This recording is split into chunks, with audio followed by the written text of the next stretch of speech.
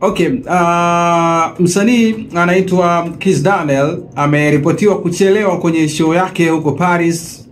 Ufaransa, hali iliyopelekea vurugu kwa mashabiki na waandaaji wa show hiyo.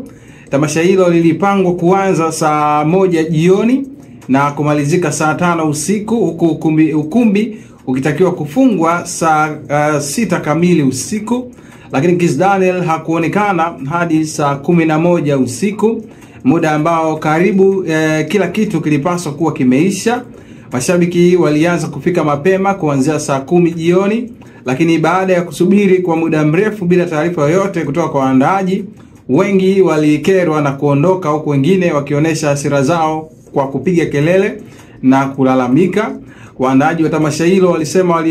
walimlipa Kiss Daniel zaidi ya naira 140 ambazo ni sawa na milioni 239 kwa ajili ya onyesho hilo. So kuchelewa kwake kulisababisha vurugu, ambapo polisi walilazimika kuingilia kati ili kuwatuliza. Sio hivyo tu, pia na bodyguard wa msanii huyo ambaye alionekana kushambuliwa wakati wa vurugu hizo wameonyesha pia kukerwa na tabia ya msanii huyo, na mzungumzia Kiss Daniel, kuchelewa kufika kwenye show zake, jambo linaloonekana kurudiwa mara kwa mara katika matamasha yake mbalimbali ambayo Kiss Daniel amekuwa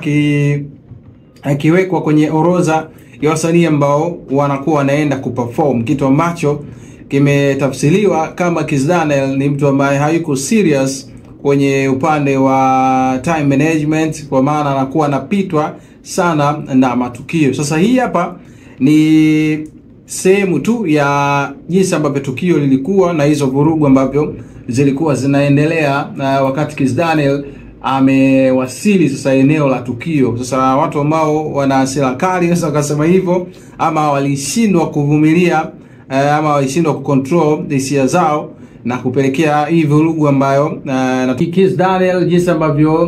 mambo yalikuwa kwenye eneo ambalo yeye alikuwa ndo amewasili sasa kwa ajili ya kuingia sasa kwenye huo ukumbi ambapo tukio hilo lilikuwa linaenda kufanyika, yeye akiwa ndo kama msanii ambaye unaweza kusema ndo kama main artist, kwa sababu ikumbukwe na Kiss Daniel mapema mwezi wa 9 alitangaza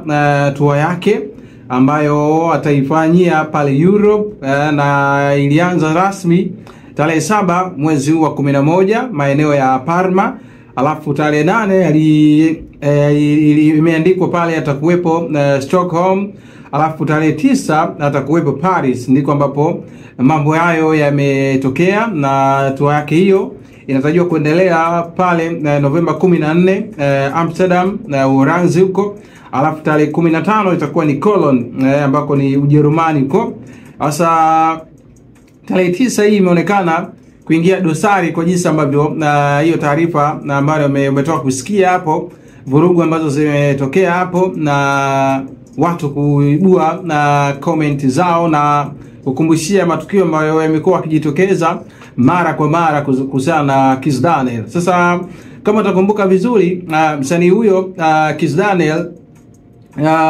pia aingia kwenye tuhuma nzito dhidi ya kampuni ambayo iliandaa tukio lao kwa ajili ya msanii kwenda kutumbuiza, na Kiss Daniel pia alitajwa kuwa ndo